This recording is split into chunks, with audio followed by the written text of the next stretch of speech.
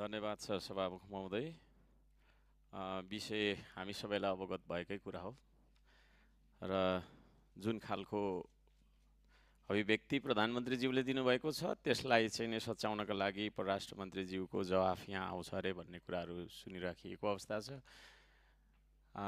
म लगायत हाम्रो श्रम संस्कृति पार्टीको त्यसमा सहमति छैन। हामी त्यो जुन निर्णयप्रति हामी विरोध गर्छौँ। यो प्रधानमन्त्री भन्ने पदलाई जिम्मेवार बनाउने कुरा हो, अरू केही होइन।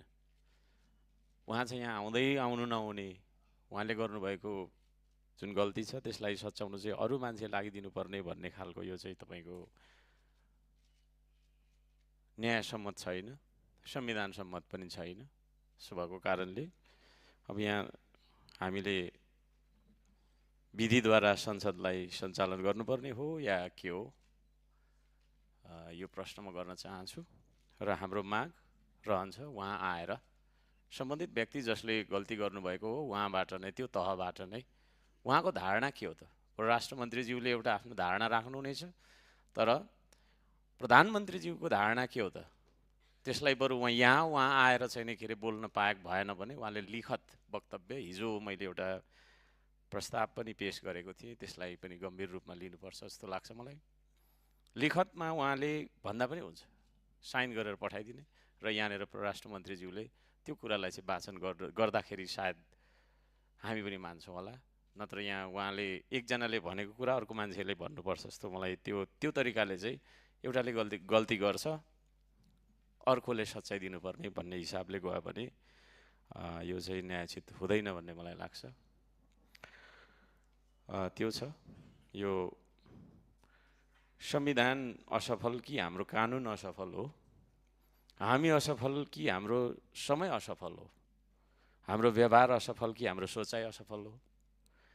कसैले विधि नमान्ने त कसैले रीति नमान्ने, कसैले समाज नमान्ने, कसैले संस्कार नमान्ने, तै जान्ने र मै जान्नेहरू अरूको भिडमा कसैले कसैलाई नमान्ने, त ठुलो कि म ठुलो, अहङ्कार ठुलो कि संस्कार ठुलो, आकार ठुलो कि प्रकार ठुलो, पेलेरै जाने कि सम्हालेर लाने, पद ठुलो कि देश ठुलो, प्रश्नै प्रश्न छन् यहाँ। यो प्रश्न म राख्न चाहन्छु सभामुख महोदय र प्रधानमन्त्रीज्यूको उपस्थिति। अहिलेसम्म हामीले गरेको सङ्घर्ष, अहिलेसम्म हामीले गरेको आन्दोलन, यसको मर्म एउटै उद्देश्य छ, प्रधानमन्त्री भन्ने पद त्यो व्यक्तिसँग सरोकार राख्दैन। प्रधानमन्त्री भन्ने पद संसदप्रति उत्तरदायी हुने कि नहुने, संविधानको धारा 76 को उपधारा 10 अन्तर्गत यो संसद चल्ने कि नचल्ने, कि एउटा धारा चाहिँ मान्न मन लाग्दा मान्ने, अर्को धारा चाहिँ मान्न मन लाग्दा नमान्ने भन्ने हो कि अहिलेसम्म हामीले मिचेका नियमहरू, हाम्रो नियमावली 15 को 2, नियमावली तपाईँको चाहिँ को नियम 4 को 1, संविधानको धारा 77 को 1 ग, संविधानको धारा तपाईँको 76 को 10, यी कुराहरू हामीले मिचिरहेका छौँ। त्यसो हुँदाखेरि तपाईँ लगायत हामी सबैजना यहाँनिर यो संविधानको बर्खिलाफ उभिराखिएको कुरा होइन, यतिका तपाईँको चाहिँ समयसम्म हामीले छलफल गरिरहेको कुरा तर निचोडमा केही पनि नआइरहेको कुरा म अवगत गराउन चाहन्छु। 11 बजी बोलाइएको बैठक अहिले चाहिँ नि 3:15 सुरु भयो। 4 घण्टा हामीले चाहिँ नि समय व्यतीत गऱ्यौँ। के को लागि त भन्दाखेरि प्रधानमन्त्रीज्यूलाई